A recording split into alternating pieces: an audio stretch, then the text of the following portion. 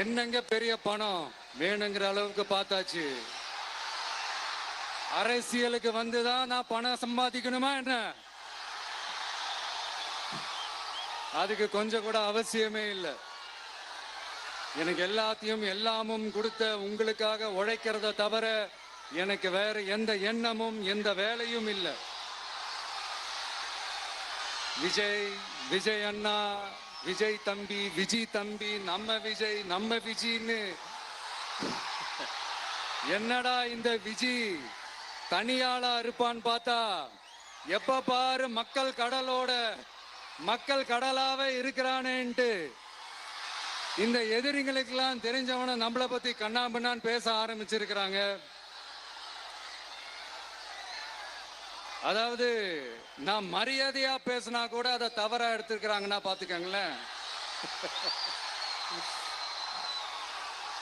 அதனால யார் என்ன சொன்னாலும் அறிஞர் அண்ணா அவர்கள் சொன்ன அந்த பஞ்சு தான், வாழ்க வசவாளர்கள் அப்படின்னு சொல்லிட்டு போயிட்டே இருக்க வேண்டியதுதான்.